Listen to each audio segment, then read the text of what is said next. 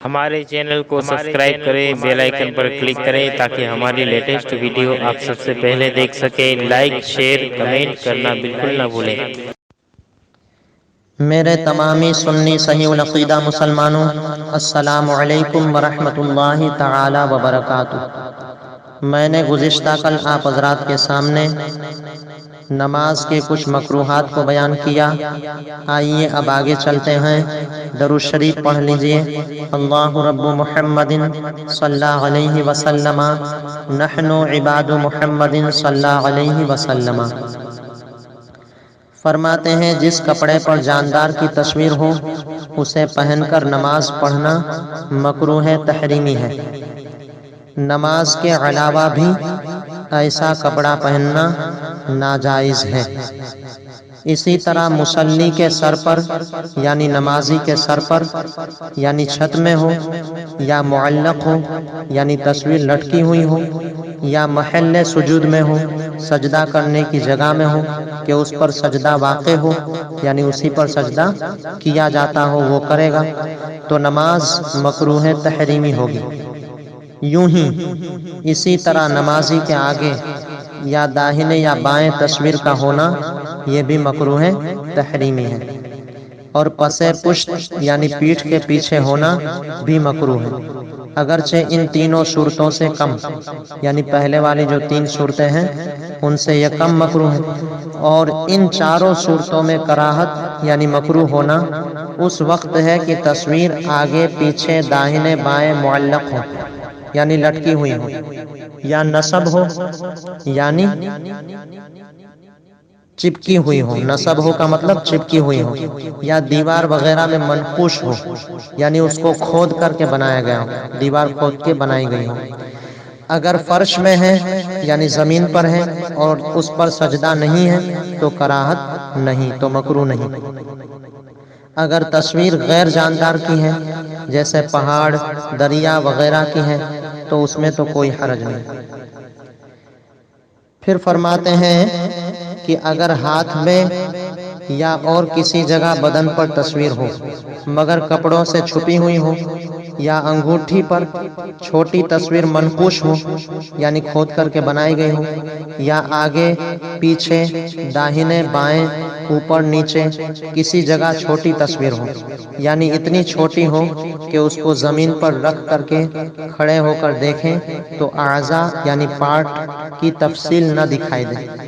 یا پاؤں کے نیچے یا بیٹھنے کی جگہ ہو تو ان سب صورتوں میں نماز مکروہ نہیں ہے۔ پھر فرماتے ہیں کہ آپ اگر تصویر مٹاؤ تو کس طرح سے مٹانا ہوگا؟ تو مٹانے میں صرف چہرے کا مٹانا کراہت سے بچنے کے لیے کافی ہے، یعنی مکروہ ہونے سے بچنے کے لیے کافی ہے کہ صرف چہرہ مٹا دو گے تو اس جگہ پر نماز مکروہ نہیں ہوگی۔ اور اگر آنکھ یا بھوں اس کو کہتے ہیں کہ جو آنکھ کے بالکل اوپر کے بال ہیں، ایک تو آنکھ سے جو ہے پرت ہے جس کو آپ آنکھ بند کرتے ہو اس پر بال ہوتے ہیں، وہ نہیں بلکہ اس سے بھی اوپر کے بال ہیں،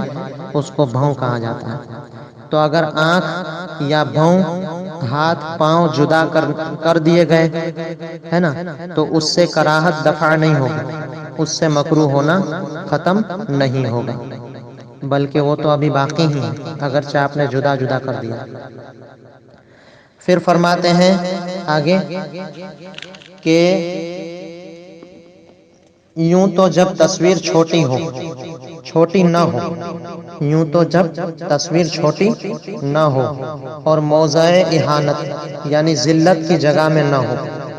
ذلت کا مطلب جس کی عزت اور تعظیم نہ کی جائے، بالکل زمین پر ہو اس طرح سے ہو، تو ذلت کی جگہ میں نہ ہو تو اس پر پردہ بھی نہ ہو تو ہر حالت میں اس کے سبب نماز مکروہ تحریمی ہوتی ہے۔ مگر سب سے بڑھ کر کراہت یعنی مکروہ ہونا اس صورت میں ہے کہ جب تصویر نمازی کے آگے قبلہ کو ہو، کعبہ شریف کی طرف ہو، پھر وہ کہ وہ سر کے اوپر ہو، اس کے بعد یہ کہ داہنے یا بائیں دیوار پر ہو، پھر یہ کہ پیچھے ہو، دیوار پر ہو یا پردے پر ہو، ہے نا۔ پھر فرماتے ہیں آگے کہ یہ احکام تو نماز کے ہیں، رہا تصویروں کا رکھنا تو اس کی نسبت یعنی اس کے بارے میں صحیح حدیث میں ارشاد ہوا کہ جس گھر میں کتا ہو یا تصویر ہو اس میں رحمت کے فرشتے نہیں آتے، یعنی جب کہ توہین کے ساتھ نہ ہو، جب کہ ذلت کی جگہ پر نہ ہو، اور نہ ہی اتنی چھوٹی تصویریں ہوں۔ پھر فرماتے ہیں کہ روپیے اشرفی اور دیگر سکے کی تصویریں بھی فرشتوں کے داخل ہونے سے مانع ہے یا نہیں؟ تو امام قاضی عیاض رحمۃ اللہ تعالی علیہ فرماتے ہیں کہ نہیں، ہمارے علماء کرام کے کلمات سے بھی یہی ظاہر ہے، یعنی روپیہ وغیرہ پیسہ وغیرہ میں سکے میں جو تصویریں ہوتی ہیں تو وہ فرشتوں کے داخل ہونے سے روکنے والا نہیں ہے، یعنی یہ رکھنا جائز ہے۔ پھر فرماتے ہیں کہ یہ احکام تو تصویر کے رکھنے میں ہے کہ صورت اہانت و ضرورت وغیر ہما مستثنا ہے، یعنی اس کو ذلت کی جگہ پر ہو یہ ایک الگ ہو جائے گی، اور ضرورت یہ دونوں جو ہے ایک الگ بحث ہے، اس کی الگ چیز ہے۔ اور رہا تصویر بنانا یا بنوانا تو وہ تو بہرحال حرام ہے، چاہے دستی ہو یعنی ہاتھ سے بنائی گئی ہو، پینٹ کی گئی ہو،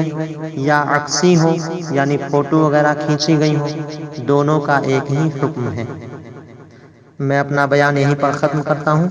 اللہ تبارک و تعالی کی بارگاہ میں دعا ہے